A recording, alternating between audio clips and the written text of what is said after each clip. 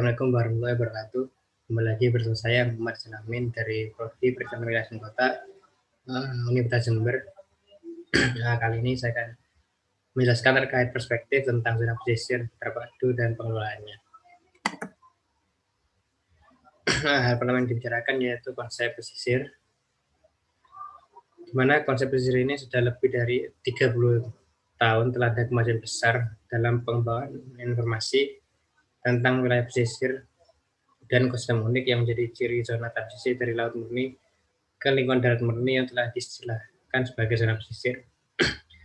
Ada juga kemajuan besar dalam pengembangan praktis tentang perencanaan dan pengelolaan kegiatan manusia di wilayah pesisir dan dalam pengelolaan sumber daya yang dihasilkan oleh ekosistem pesisir.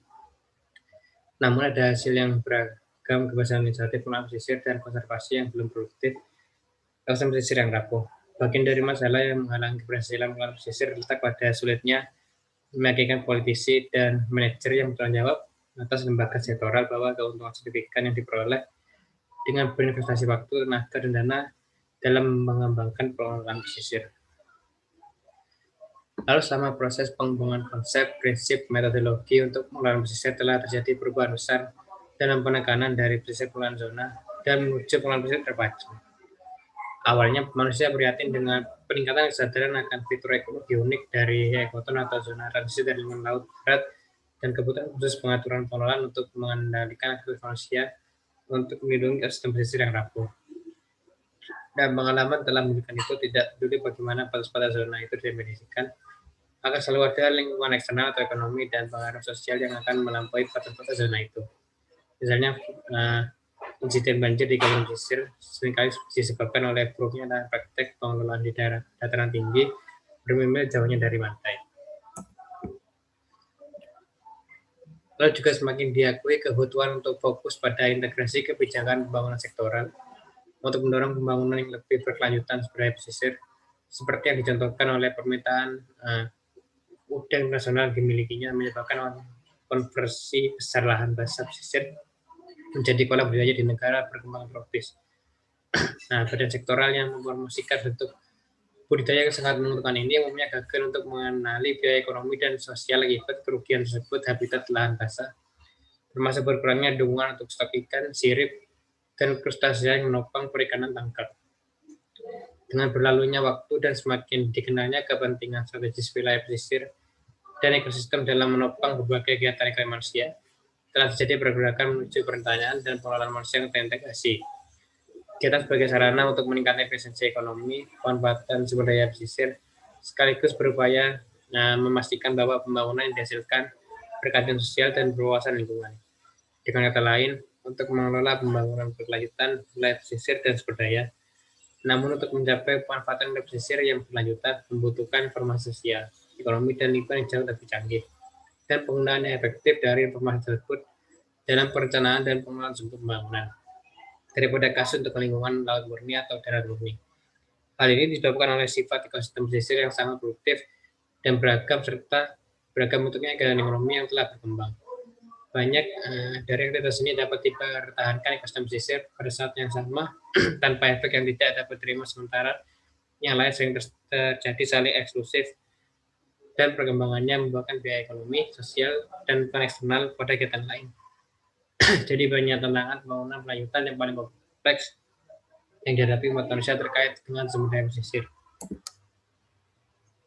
Lalu secara teori pemanfaatan ekosistem harus direncanakan dan dikelola sedemikian rupa sehingga bersifat lokal masyarakat, bangsa, dan perekonomian global memperoleh manfaat sebesar-besar dengan mengoptimalkannya berbagai kebutuhan berkelanjutan.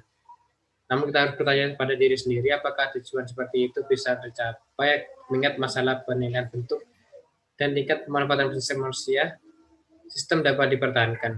Banyak dari penggunaan ini mungkin tidak kompatibel dan akan ada mereka yang mendapatkan keuntungan dan mereka yang kehilangan bahkan dengan manajemen penggunaan ganda atau cara lain untuk menggunakan campuran penggunaan yang optimal. Oleh karena itu, kita perlu meningkatkan kesadaran masyarakat tentang manfaat dan kerugian terkait dengan berbagai bentuk pembangunan pesisir. Banyak nilai yang terkait dengan konsumsi pesisir seperti kontribusinya kuantitas karbon, mereka akan hayati atau keindahan estetika mereka sulit untuk menguasai. Nilai-nilai seperti itu kecil artinya masyarakat pesisir yang mungkin terbebani oleh orang miskin dan menganggap bahwa pembangunan sedang berlalu begitu saja. Jika kita fokus pada data global, pembangunan berlanjutan ekosistem pesisir dan mengabaikan kepentingan masyarakat lokal akan terancam bahaya mengabaikan kekuatan yang akan merusak kebijakan, rencana dan tindakan lain yang dirancang. Untuk itu mencapai tujuan pembangunan berlanjutan nasional dan internasional. Salah satu cara untuk mencapai pembangunan berlanjutan dari sumber daya multi-segi diperoleh dari ekosistem pesisir adalah dengan mengadopsi pengelolaan multiguna ekosistem pesisir dan sumber daya mereka. Dengan manajemen yang baik, manajemen multiguna dapat ditingkatkan efisiensi dan kesetaraan alokasi sumber daya dan dapat membantu manajer mengoptimalkan manfaat ekonomi total untuk kegiatan yang bergantung pada sumber daya pesisir. Penggunaan ganda merupakan prinsip pengorganisasian di mana pemilihan batas pengelolaan untuk pesisir. Sistem ini didasarkan pada fungsi dan kaitan kritis tentang sistem lain yang serupa dengan pendekatan yang diadopsi dalam pengelolaan das. Manajemen proses lebih dari itu penting daripada pengelolaan penggunaan, sedangkan pemanfaatannya harus dikelola dari segi area luas dan intensitas penggunaan. Lebih penting untuk mendasarkan pengelolaan penggunaan pada kriteria seperti komplementaritas penggunaan sehubungan dengan jasa atau fungsi, semisal hutan panen versus area nutrisi untuk mendukung perikanan mangrove. Sehubungan dengan peluang untuk memanfaatkan investasi dengan lebih baik pada infrastruktur atau pengurang daya lainnya. Dan bentuk penggunaan pelengkap dan konsumtif. Konservasi mangrove untuk pengembangan perikanan tangkap yang berlanjutan mendukung pemeliharaan dari pengendalian erosi pantai penempatan navigasi. Mengingat luas dan beragamnya aktivitas manusia yang secara langsung atau tidak langsung didukung, ada lebih banyak yang bisa diperoleh baik dari segi ekonomi dan sosial dengan menjaga kesehatan dan produktivitas sistem pesisir daripada yang biasanya dapat dicapai melalui alokasi untuk tujuan tunggal dan eksklusif. Penggunaan alternatif konservasi mereka. Ini tidak berarti bahwa semua sistem pesisir harus dibiarkan dalam keadaan tidak berkembang dan bebas dari gangguan manusia. Dalam beberapa kasus tidak, karena ada alternatif selain konversi sistem pesisir alami ke beberapa alternatif. Banyak ekonom berpendapat bahwa mekanisme pasar efisien dalam mengalokasikan sumber daya ketakutan untuk penggunaan tertinggi dan terbaik. Namun di mana sistem pesisir menghasilkan berbagai macam barang dan jasa ekonomi dan lingkungan. Kita harus mencari perpaduan penggunaan optimal yang menghasilkan keuntungan ekonomi agregat terbesar bagi masyarakat, bukan keuntungan finansial maksimum untuk satu bentuk kegiatan. Bisa dibilang kita hanya bisa mulai mengoptimalkan penggunaan sumber daya pesisir yang semakin langka jika kita mengembangkan pendekatan prinsip multiguna untuk alokasi dan penggunaan sistem pesisir yang diimbangi dengan kemampuan sistem tersebut untuk mempertahankan campuran dan intensitas penggunaan yang diinginkan. Ini harus memasukkan pemahaman dasar tentang ketergantungan timbal balik ekosistem pesisir dan konsekuensi memperlakukan ekosistem individu dan isolasi. Nah, ini memberikan alasan yang kuat untuk pengembangan teknik untuk mempromosikan strategi multiguna bermanfaat seperti integrasi kegiatan dan koordinasi kebijakan dan strategi investasi. Salah konsep penggunaan ganda untuk mencapai perbaikan dalam pemikiran nasional mengenai tujuan pengelolaan yang luas untuk sistem sumber daya pesisir. Kami akan berada dalam posisi yang lebih baik untuk mengembangkan strategi investasi regional dan lokal untuk investasi dalam infrastruktur dan tujuan alokasi sumber daya untuk lahan dan penggunaan air. Untuk menjelaskan lebih lengkap tentang pendekatan pengelolaan ganda pada sistem pesisir dan bagaimana hal itu dapat diterapkan pada perikanan, lihat proses perencanaan untuk pengelolaan dalam pesisir padu oleh RP Burbidge Proceeding pertemuan St. Isis dan St. George Newfoundland pada September 1994. Tidak ada alasan kuat mengapa kita tidak dapat menerapkan konsep multiguna dalam pengelolaan wilayah pesisir dan sumber daya pesisir yang terbarukan. Akan tetapi zona pesisir di dunia secara ekologis, ekonomi, dan sosial jauh lebih kompleks daripada kebanyakan daerah aliran sungai. Oleh karena itu, investasi diperlukan untuk memperkuat sumber daya manusia dan pengaturan kelembagaan untuk memungkinkan konsep, prinsip, dan teknik pengelolaan multiguna diintegrasikan ke dalam pemikiran dan tindakan berbagai lembaga dan penggunaan sumber daya dan kepentingan dalam mempromosikan pembangunan pesisir yang bisa berkelanjutan. Kalau tidak peduli skala inisiatif pengelolaan pesisir yang diusahakan akan ada biaya finansial dan penyesuaian terhadap kewenangan, kekuasaan, dan tanggung jawab berbagai kelompok kepentingan. Kecuali jika kelompok kepentingan ini melihat bahwa penyesuaian tersebut akan menguntungkan mereka atau setidaknya tidak akan merugikan mereka. Akan ada sedikit prospek untuk pengembangan kerjasama, koordinasi atau integrasi kebijakan, rencana atau strategi pengelolaan yang diperlukan untuk mencapai pembangunan yang lebih berkelanjutan dan adil. Nah, makalah ini membahas beberapa dimensi dari tantangan ini dan menjadikan kasus untuk memberikan perhatian lebih besar pada pengelolaan multiguna ekosistem pesisir sebagai sarana utama untuk mengoptimalkan manfaat ekonomi dan sosial diperoleh dari pengelolaan pesisir terbaik. Lalu konteks pembangunan pesisir, di mana pengelolaan aktivitas manusia di kawasan pesisir merupakan salah satu tugas paling kompleks dan menantang yang dihadapi manusia. Pengalaman ini hingga saat ini telah menunjukkan bahwa sangat sulit untuk mencapai kemajuan besar dalam mempromosikan penggunaan sumber daya pesisir yang berkelanjutan melalui strategi pengelolaan zona pesisir yang terintegrasi dan berskala besar karena beberapa alasan yang sangat baik, yaitu yang pertama, sistem pesisir, mana zona pesisir di dunia umumnya memiliki keanekaragaman ekosistem yang lebih besar daripada lingkungan darat atau laut murni yang berbatasan dengan pantai. Lalu terkait dengan masing-masing ekosistem pesisir ada serangkaian kompleks budaya alam yang menyediakan barang dan jasa ekonomi, yaitu yang diperdagangkan menggunakan mekanisme pasar, dan barang yang dan jasa lingkungan dengan nilai yang sama tapi tidak memberikan alokasi rasional nilai pasar. Lalu peluang pengembangan sumber daya yang didapatkan oleh sumber daya pesisir ini seringkali jauh lebih bervariasi dan berharga daripada yang ditemukan di lingkungan darat atau laut murni. Akibatnya zona pesisir mendukung pola aktivitas manusia yang sangat kompleks.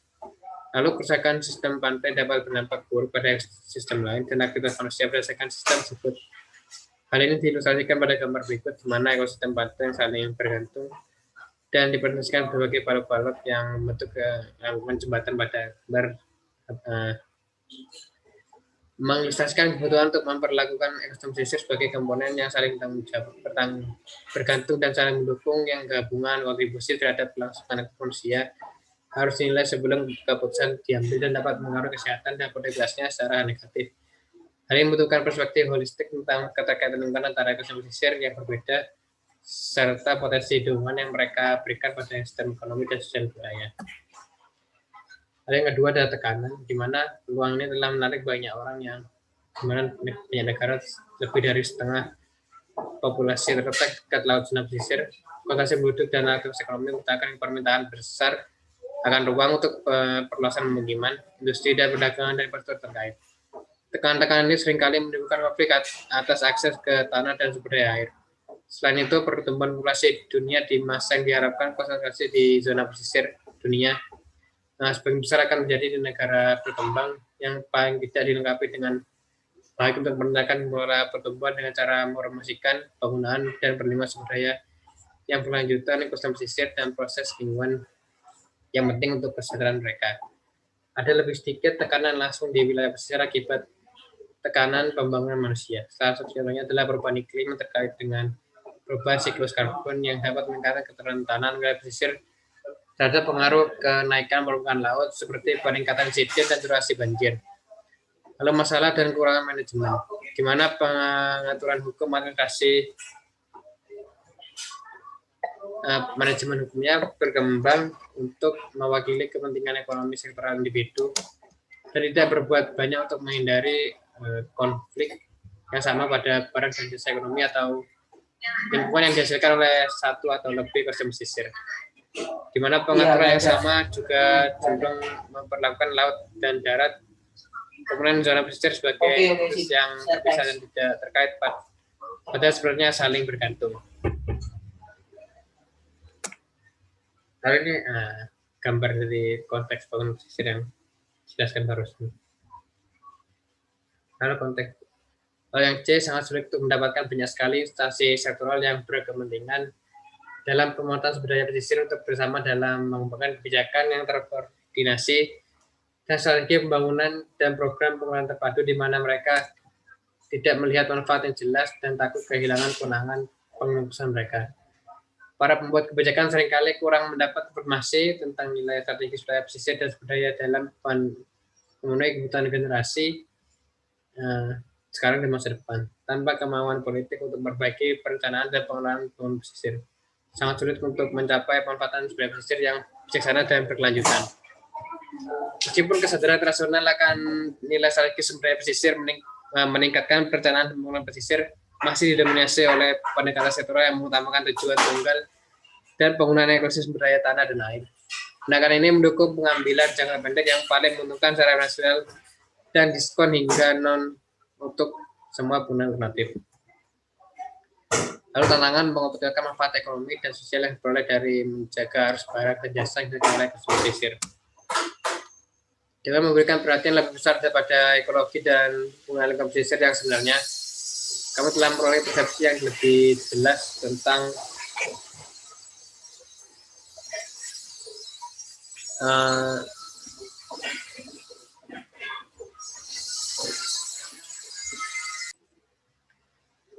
dengan memberikan perhatian yang besar pada ekologi dan penggunaan lingkungan pesisir yang sebenarnya, kami di buku ini telah memperoleh persepsi yang lebih jelas tentang kegiatan ekonomi yang mereka dukung dan jasa lingkungan yang sangat penting bagi mereka sediakan. Jika barang dan jasa ekonomi dan lingkungan telah didokumentasikan, informasi tersebut berfungsi sebagai sarana untuk menggambarkan nilainya kepada orang-orang yang bertanggung jawab atas alokasi dan penggunaan sistem pesisir yang berbeda. Ini juga berfungsi untuk menggambarkan ketergantungan umum dari sektor ekonomi yang berbeda pada ekosistem pesisir yang sama, tergantung sama, dan meningkatnya persaingan di antara berbagai sektor ekonomi untuk akses dan seringkali penggunaan inklusif sumber daya pesisir menimbulkan kekhawatiran atas perlindungan keadilan sosial ekonomi dan dengan tidak adanya integrasi yang lebih baik antara kebijakan sektoral dan dana pengelolaan. Keadilan sosial ekonomi merupakan elemen kunci dalam konsep pembangunan berkelanjutan. Meskipun evaluasi yang lebih baik terhadap ekologi dan penggunaan lingkungan pesisir yang sebenarnya membantu menggambarkan penting sistem lingkungan, masalah mendasar desa adalah banyaknya fungsi yang disediakan dan banyak barang dan jasa yang terkait sering tidak dipahami oleh pejabat pemerintah pusat bertanggung jawab atas perumusan kebijakan pembangunan, invasi dan alokasi sumber daya pesisir. Para pembuat kebijakan dan hutan ini bagaimanapun mengakui kegiatan ekonomi yang berusaha untuk memaksimalkan keuntungan dari sumber daya tertentu melalui kegiatan tujuan tunggal. Sayangnya pembentukan badan pemerintah yang kuat untuk mempromosikan kegiatan pembangunan sektoral, memperkuat pendekatan tujuan tunggal untuk alokasi dan penggunaan wilayah pesisir. Penanam berbasis wilayah dengan tujuan tunggal adalah pendekatan yang paling umum untuk penggunaan pesisir di sebagian besar negara berkembang. Masalah mendasar ditimbulkan adalah bahwa badan-badan yang dibentuk untuk memberikan pemimpin suatu sektor ekonomi diberi tanggung jawab atas sistem sumber daya yang mungkin sama pentingnya dengan sektor ekonomi lainnya. Contoh klasiknya adalah alokasi dan jabatan hutan bakau ke pengembangan kehutanan. Dibandingkan dengan hutan dataran tinggi, erasi kayu secara lestari dan hasil hutan sekunder dari bakau sulit dilakukan dan memberikan pendapatan kecil bagi departemen kehutanan. Pendapatan terbatas ini diperoleh memberikan sedikit insentif atau uang tunai untuk mengelola hutan bakau dengan baik dan hampir tidak ada insentif untuk pengelolaan dengan cara mempertahankan minat lain yang bergantung pada bakau seperti perikanan. Lalu ketergantungan pada pendekatan sektoral menimbulkan rangkaian masalah yang menyulitkan pemanfaatan penuh sistem sumber pesisir, yaitu berbagai kegiatan ekonomi yang sempit, mendominasi kepentingan potensi, penggunaan lahan, pesisir, dan sumber air oleh badan-badan struktural terkait. Lalu yang kedua, rencana pembangunan investasi pada umumnya didasarkan pada pembangunan tujuan tunggal eksklusif. Lalu konflik antara intrasektoral muncul yang mengurangi keefektifan inisiatif dan investasi pembangunan dan sulit untuk meyakinkan lembaga sektoral bahwa konsep multiguna merupakan alternatif logis untuk memenuhi tujuan pembangunan bersaing. Akibatnya benar-benar sektoral yang percaya bahwa mereka punya untuk kepentingan terbaik suatu bangsa dan memprioritaskan pengajaran yang efisien atas pembayaran pembangunan mereka dengan merupakan kegiatan lain. Kalau negara maju dan berkembang, ada kesadaran yang tumbuh tentang masalah yang terkait dengan pendekatan sektoral untuk pengelolaan lingkungan pesisir yang diselenggarakan di domain publikakan, tapi masalah kontrol di diri dari kinerja sektoral terbukti dan upaya untuk membentuk badan khusus di tingkat nasional dan partai kerja di tingkat nasional belum mengatasi manajemen praktis. Misalnya, Kementerian Negara Lingkungan Hidup Indonesia telah diberi tanggung jawab untuk mendorong pembangunan berkelanjutan dan mengurangi konflik intersektoral yang dapat menimbulkan kerusakan lingkungan. Dalam praktiknya, pekerjaan kementerian dihambat oleh staf yang terampil dengan pengetahuan dan pengalaman dalam pengelolaan sumber daya terintegrasi, setidaknya masih tentang fungsi dan penggunaan sistem lingkungan dan ditolak dari kementerian sektoral yang kuat tidak ingin memiliki mereka. Aktivitas yang akan ditinjau oleh agensi lain masalah serupa pada skala nasional, misalnya ASEAN, didirikan untuk membantu menyelesaikan masalah yang menjadi kepentingan bersama negara-negara anggotanya. Itu Singapura, Indonesia, Brunei, Malaysia, Filipina, dan Thailand. Lalu kerjasama di antara negara-negara ini memberikan kesempatan untuk berbagi informasi ilmiah, menemukan strategi untuk pengelolaan untuk menyelesaikan masalah yang seperti eksploitasi stok bersama ikan laut, dan membuat perjanjian untuk menegakkan kontrol atas pencemaran laut, dan lain-lain. Namun penyelesaian masalah sering kali terhambat oleh prioritas yang berbeda dilampirkan pada masalah umum, seperti pencemaran laut dari kegiatan berbasis darat, dan penerapan standar yang berbeda untuk menilai signifikasikannya. Ini juga terjadi di Eropa, di mana misalnya dalam kasus Laut Weden, kesepakatan terpadu belum tercapai terkait dengan kebijakan konservasi. Lalu tantangan utama yang dihadapi adalah mengembangkan kemampuan politik untuk meningkatkan proses perencanaan dan pengelolaan ekosistem pesisir dan penggunaan sumber daya terbarukan. Mengembangkan kemampuan politik membutuhkan komunikasi lebih baik dari antara ilmuwan dan pembuat kebijakan mengenai signifikansi ekologi, ekonomi, dan sosial dari sumber daya pesisir. Meningkatkan proses akan membutuhkan yang pertama meningkatkan pemahaman ilmiah tentang fungsi yang dilakukan oleh ekosistem pesisir yang berbeda dan sumber daya yang dihasilkannya, lalu mengembangkan kesadaran para pembuat keputusan, rencana dan pengelolaan dari berbagai instansi sektoral bahwa mereka memiliki kepentingan yang sama dalam mempromosikan konservasi ke ekosistem pesisir. Dalam mencapai pergeseran dan penekanan dari penggunaan pesisir yang terutama disebut pada pengendalian penggunaan akhir ekosistem pesisir dan pergeseran menuju pendekatan yang lebih seimbang, di mana penekanan diberikan untuk menjaga kesehatan aktivitas ekosistem pesisir sehingga mereka dapat terus masuk arus sumber daya yang mendukung berbagai bentuk aktivitas. Mengembangkan pendekatan manajemen penggunaan ganda untuk penggunaan ekosistem dan sumber pesisir yang memungkinkan lembaga sektoral yang berbeda untuk memenuhi tujuan ekonomi mereka tanpa mengaruhi tujuan ekonomi yang mereka masing-masing atau sistem yang mampu mempertahankan kegiatan ekonomi mereka. Lalu mengembangkan kebijakan, rencana, dan strategi pengelolaan yang berusaha untuk mengoptimalkan penggunaan wilayah pesisir dan sumber daya terbarukan untuk memenuhi tujuan pembangunan sosial dan ekonomi. Lalu ketika berbicara tentang penggunaan pesisir terpadu, pertama kita harus mempertimbangkan tiga faktor utama, yaitu faktor lingkungan yang meliputi aspek biologi, kimia, dan fisik, kawasan pesisir, dan kemudian ekosistem. Petronomi yang berkaitan dan dengan bagaimana manusia menafsirkan dan menggunakan sumber daya yang disediakan oleh pesisir. Ciri-ciri sosial budaya masyarakat yang menekan cara pemanfaatan pesisir dan sumber daya.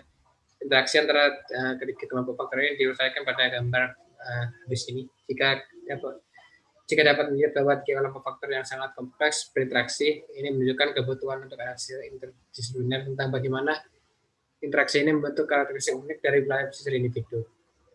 Batas tradisional antara disiplin ilmu seperti ekologi dan ekonomi sedang runtuh dan ada kemajuan dalam pengembangan metode untuk analisis interdisipliner dari dua set faktor ini. Dan ini konteks dari ekonomi, sosial, dan lingkungan. Namun banyak penting harus dilakukan dalam mengembangkan kerangka konseptual dan metode praktis untuk mengintegrasikan faktor sosial budaya, ekonomi, dan lingkungan. Ini sangat penting dalam mengembangkan pendekatan integrasi untuk mengatur aktivitas manusia di wilayah pesisir. Ada tiga bidang dasar yang memerlukan upaya lebih besar untuk memenuhi tujuan melindungi kesehatan dan aktivitas ekonomi pesisir, sehingga dapat terus menghasilkan barang dan jasa ekonomi dan lingkungan yang menopang kebutuhan ekonomi dan sosial manusia, dan yang dapat mendukung bentuk-bentuk baru pembangunan, yaitu meningkatkan kesadaran di antara pembuat kebijakan, berencana sumber daya pesisir, merespon perubahan perspektif ekonomi dan sosial dalam masyarakat pesisir tanpa merusak kesejahteraan masyarakat internasional, lalu mengembangkan seragam strategi, kebijakan, rencana, dan strategi pengelolaan pembangunan berkelanjutan nasional, regional, dan lokal yang merespon kebutuhan dan aspirasi masyarakat pesisir sambil memastikan bahwa pembangunan tidak menimbulkan integritas fungsional ekosistem pesisir. Lalu ketika mempertimbangkan apa artinya kita harus mengatasi masalah ini, penting untuk mempertimbangkan dua tema besar, yaitu stabilitas sosial budaya di mana masyarakat akan terus bergantung pada arus berlanjutan, barang dan jasa ekonomi dan lingkungan yang disediakan oleh pesisir, dan kemampuan mosaik ekosistem pesisir yang saling bergantung untuk menopang penciptaan barang dan saling ekonomi, mengingat dampak dari sumber daya manusia. Kedua tema ini mendapat perhatian lebih besar dalam perumusan dan implementasi strategi pengelolaan pesisir yang mereka dikombinasikan dengan pemahaman dasar tentang keterkaitan antara aktivitas manusia dan fungsi ekosistem, memberikan dasar untuk mengembangkan penggunaan ganda. Lalu upaya yang cukup besar telah diberikan untuk inventarisasi dan penggunaan sumber daya terpilih yang berasal dari ekosistem pesisir. Misalnya Hamilton dan Sticker mendaftar beberapa 70 penan langsung untuk mangrove yang berwujud seperti tiang perangkap ikan. Banyak produk berwujud yang memiliki nilai ekonomi yang dapat dihitung dengan menggunakan harga pasar lokal. Namun banyak barang yang kurang berwujud seperti tanaman obat yang dikumpulkan dari mangrove diajukan dengan pasar tradisional. Barang-barang ini sebagian besar jasa lingkungan seperti redaman banjir oleh lahan basah. Jarang ditampilkan perhitungan ekonomi yang terkait dengan evaluasi bentuk-bentuk alternatif pembangunan. Nah, dari terlihat beberapa pendekatan untuk penambahan nilai pada yang tidak dipasarkan nilai-nilai barang dan jasa lingkungan. Lalu ada gambar dari tempat menyelesaikan ekosistem pesisir. Berbagai fungsi yang dihasilkannya sebenarnya yang dihasilkan oleh fungsi tersebut dan berbagai aktivitas manusia yang memanfaatkan sumber daya tersebut. Hal yang perlu diperhatikan dari gambar ini adalah hubungan langsung antara fungsi lingkungan dan pembangunan sumber daya terbarukan. Penggunaan satu bentuk sumber daya oleh lebih dari satu bentuk manusia, penggunaan aliran sumber daya terbarukan secara berlanjutan, termasuk bernilai ekonomi serta lingkungan, membutuhkan pengelolaan ekosistem pesisir serta manusia. Alokasi berlebihan dari sumber daya dapat memiliki efek sesuai pada penggunaan potensial lainnya dari sumber daya tersebut. Lalu dampak lingkungan yang merugikan akibat penggunaan ekosistem pesisir atau dari aktivitas eksternal dapat mengurangi tenaga fungsional ekosistem dan produk sumber daya dan penggunaannya. Pentingnya proses lingkungan dalam menjaga produksi sumber daya terbarukan seperti pabrik, Anda dapat mengharapkan sistem untuk terus menghasilkan produk kecuali Anda memperhatikan jumlah dan kualitas input yang dibutuhkan untuk menjaga produktivitas dan integritas sistem. Nah, ini gambar dari environmental process, hidrologi, material flow, dan lain-lain. Lalu kesimpulannya, di masa mendatang, sebagian besar negara pasti akan tetap bergantung pada sumber daya pesisir untuk memenuhi kebutuhan populasi yang terus bertambah dan kebutuhan untuk memperluas dan mendiversifikasi ekonomi mereka. Lalu degradasi wilayah pesisir menurutnya kesediaan sumber daya pesisir dan hilangnya pilihan pembangunan di masa depan dapat dihindari. Nah, lalu hal ini menghadirkan tantangan untuk mengatasi kendala-kendala yang dapat menghambat pengembangan peran multiguna atas arus barang dan sisi ekonomi dan lingkungan yang dihasilkan oleh ekosistem pesisir. Hal ini menunjukkan bahwa masalah utama adalah bagaimana mempromosikan investasi lebih besar dalam studi interdisiplinary untuk mengembangkan informasi dan pengembangan untuk mendukung pengelolaan terpadu untuk pengembangan sumber daya pesisir dan yang berkelanjutan. Sekian pemaparan terkait pengelolaan pesisir. Terima kasih. Assalamualaikum warahmatullahi wabarakatuh.